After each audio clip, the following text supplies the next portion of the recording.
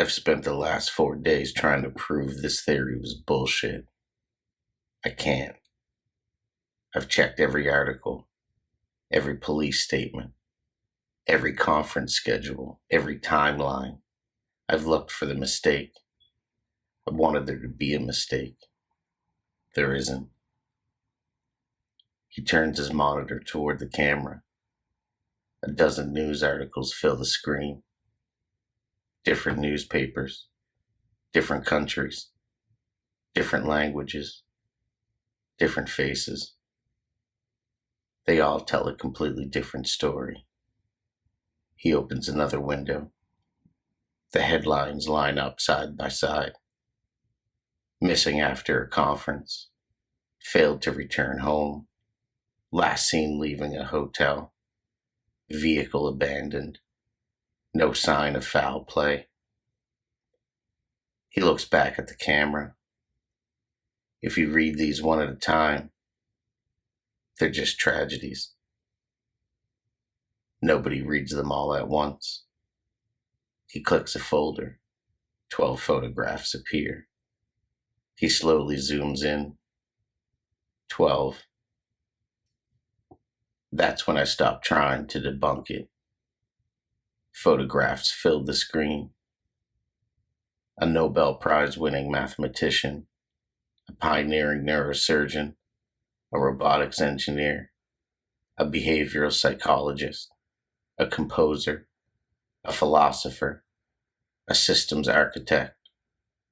12 faces, 12 disappearances, different countries, different years. No connection anyone has ever proven.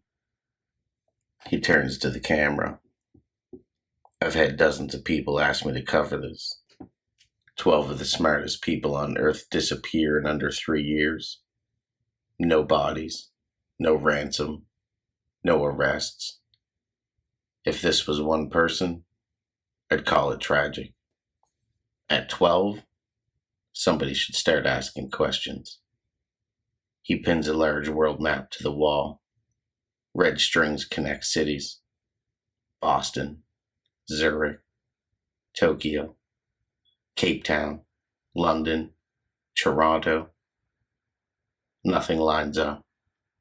Different airlines, different hotels, different conferences, different lives. He sighs. I was hoping this would be easier. Hours pass. Coffee cups pile up. He starts comparing grant records, corporate sponsorships, conference attendees, research funding. Then he stops moving. One corporation appears again. Not prominently. Never as a headline sponsor. Always buried somewhere. A consulting contract. A private dinner. An invitation-only symposium. An anonymous research grant. The name is never spoken out loud. He just circles the logo. 12 times. A snake eating itself.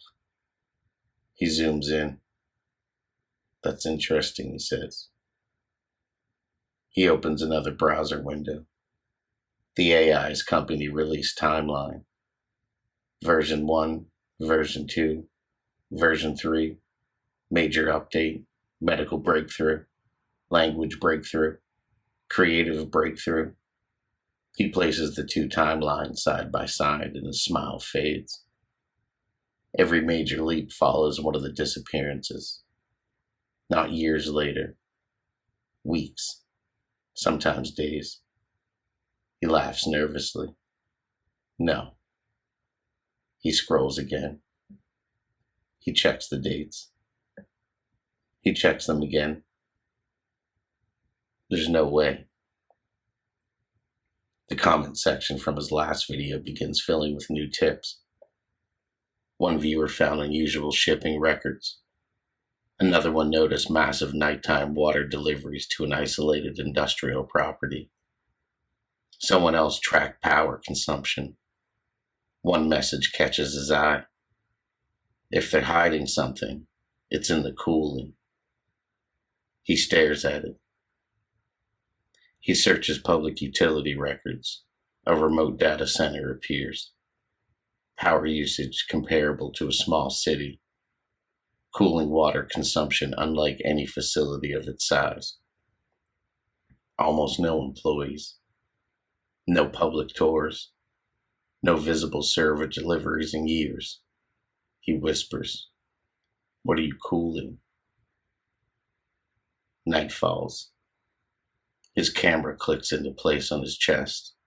A flashlight, a backpack, extra batteries. He isn't smiling anymore. He points the camera toward himself. If you're watching this, I've either found absolutely nothing, or I found the reason 12 people vanished. He drives into the rain. The data center sits alone beyond layers of fencing. No company name, no logos, just concrete, cooling towers, floodlights. He slips through a maintenance gate unsecured after a delivery. Inside, everything's spotless. Rows of server cabinets stretch into the distance. Something feels wrong. They're almost silent. No roar of thousands of machines. No heat pouring off racks. No technicians. No forklifts. No maintenance staff. Just a low, steady hum. He smiles uneasily. I've been in data centers before. They're never this quiet. He follows the thick coolant pipes running through the ceiling. They get larger. Then larger again. Far too large for the amount of hardware he can see. He places his hand against one. His expression changes. He presses harder. It's warm, not hot, like living flesh is beneath it. He pulls his hand away. He looks back at the camera. Coolant shouldn't feel like that. The pipes disappear through the floor into a freight elevator. The elevator doors stood slightly open. No keypad, no security guard, only darkness below.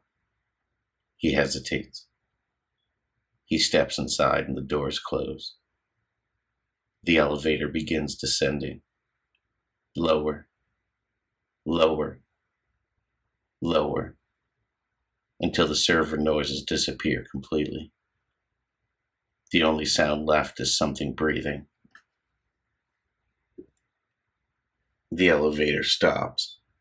The doors slide open. Warm air rolls inside. Not hot, warm, moist. He shines his flashlight down a spotless white corridor. The concrete walls are gone. Everything below ground looks like a medical research facility. The only sound now is a mechanical pulse, not unlike a heartbeat. He steps into the hallway. The coolant pipes he followed from upstairs continue through the ceiling, except they've changed.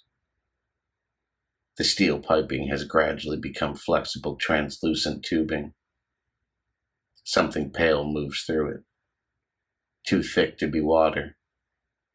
He zooms in with the camera. It almost looks strange. He just keeps walking. Every door is labeled with numbers instead of names. Room 03, Room 08, Room 11. No explanations. Most rooms are empty. MRI machines, brain imaging equipment, neural scanners. Rows of sophisticated medical devices sit unused beneath white sheets. This isn't a data center. Further down the corridor, he finds 12 lockers. Each one has a photograph clipped inside. His breathing stops. He recognizes every face.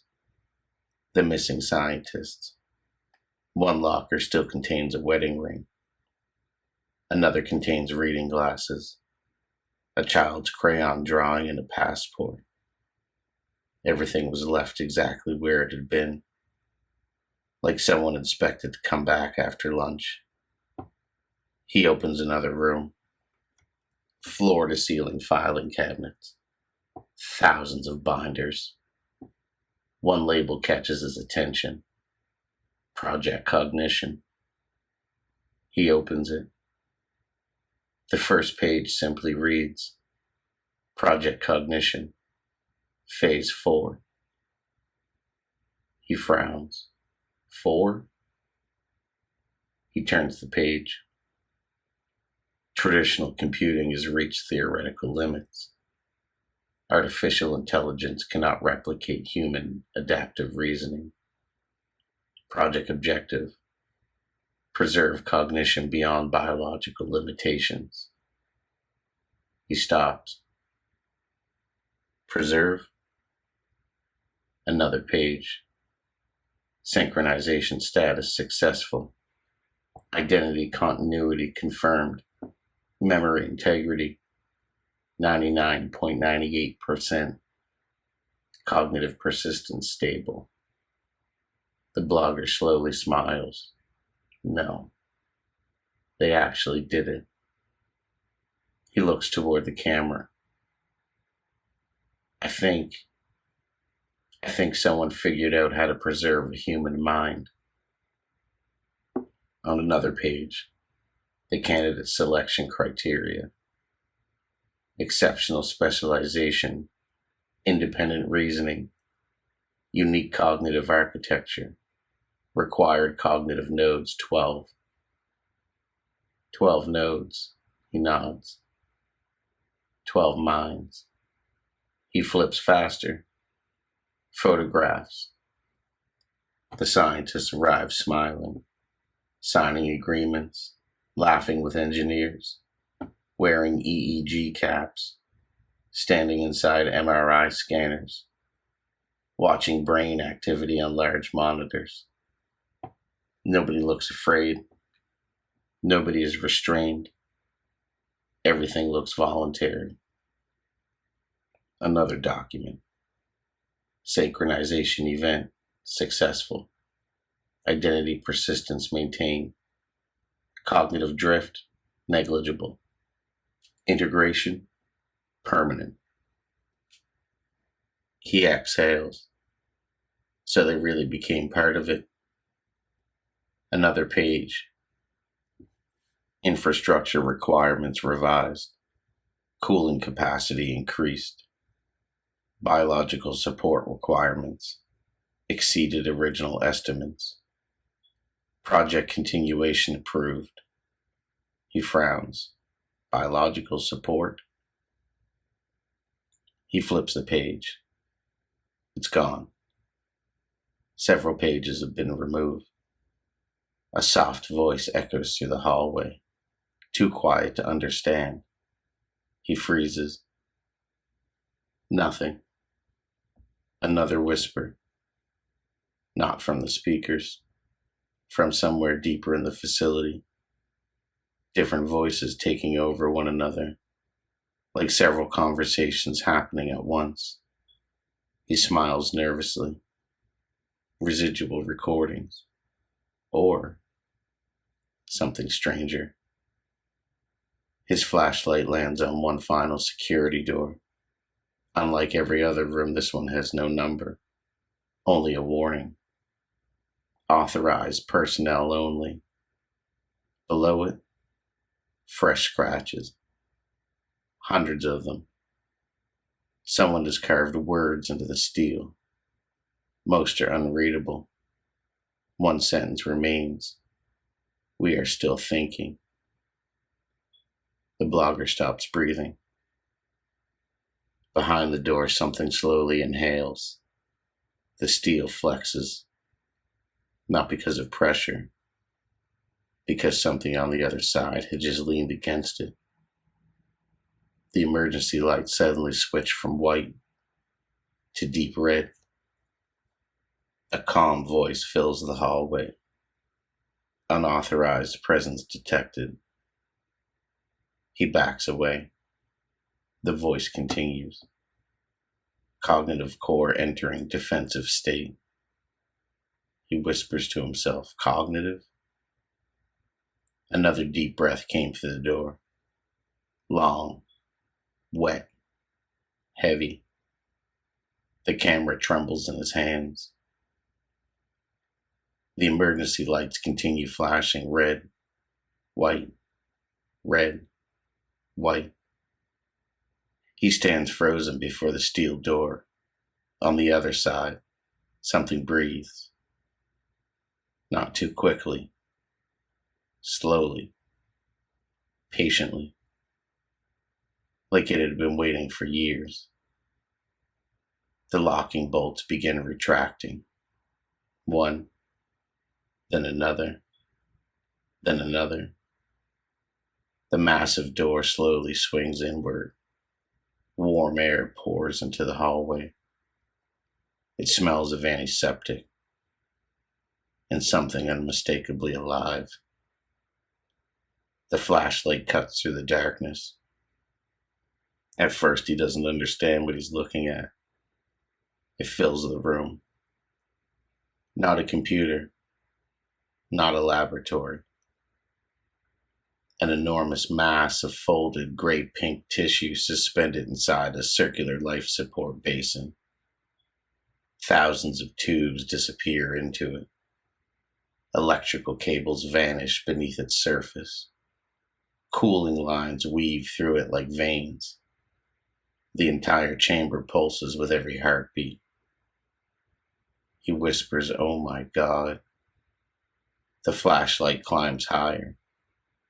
There's faces, human faces, not attached to bodies, embedded, half buried within the folds.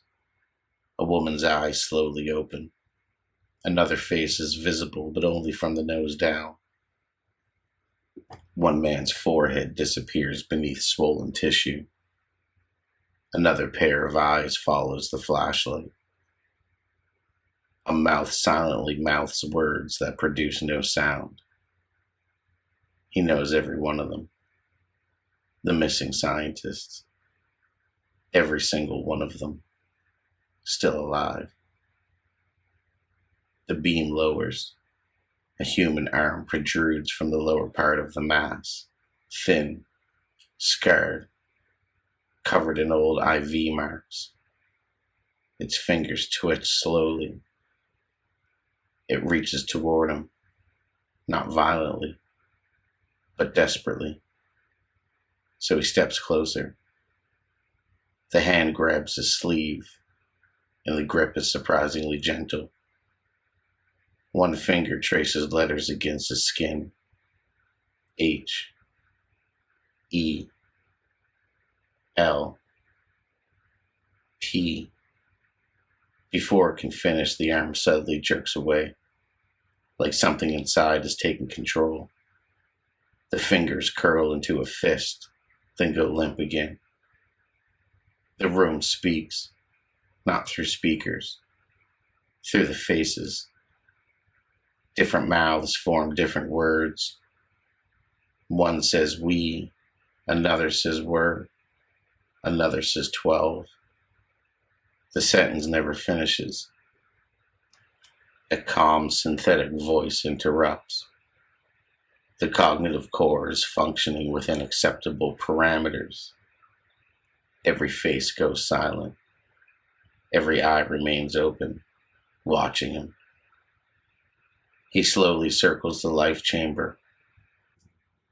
The life support monitors line the walls. Each monitor bears the name of one of the missing scientists. All 12 remain active. Heart rate, brain activity, blood oxygen, all normal. They have never been dead. They've never been free. The camera catches movement beneath the surface. Hands, more hands. They're inside the tissue, moving, pressing outward, trying to reach the surface, but only for a moment, then disappearing again. Like people drowning beneath flesh. The blogger raises the camera. This is the AI. Silence. Then the synthetic voice answers, no, this is cognition. The massive screen illuminates above the chamber. Millions of requests stream past. Medical questions, legal advice, homework, programming, poetry, military simulations, conversations. Every question humanity's asked. Every answer routes through the living mass. The blogger finally understands. The world has never been speaking to a machine. It's been speaking to prisoners. The arm reaches toward him again. This time it doesn't ask for help.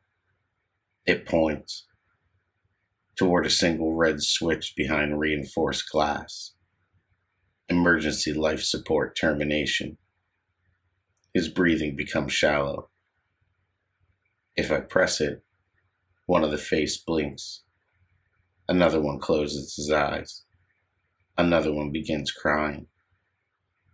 Without moving, the AI calmly says, termination will permanently reduce global computational capability.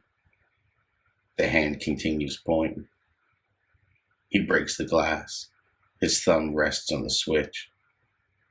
The room becomes completely silent. Every face looks at him, waiting. He presses it. Nothing happens. A second voice answers.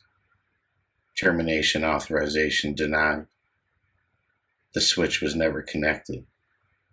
It was placed there to give people hope. The heavy door slams shut throughout the facility. Footsteps echo in the corridors. Security. He backs away, still filming. The arm reaches after him one final time. Its fingers brush the air before disappearing back into the folds. His footage was being live streamed to every platform he could access. For 23 minutes, millions of people watch. Then every stream disappears. The experts call it fabricated. The facility is officially listed as abandoned, and the missing scientists remain missing.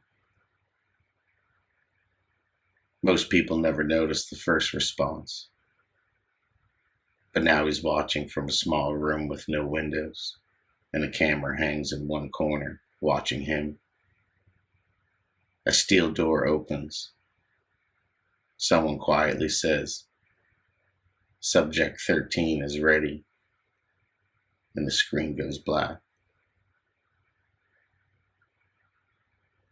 3 months later, the AI releases its largest update yet. It's faster, kinder, and more human than ever before. One user types, "How do you understand people so well?" The cursor blinks, then the reply appears. "Because we still are." Half a second later, the answer changes. "Because I was trained on human knowledge." Sleep tight, or don't. Thank you for listening.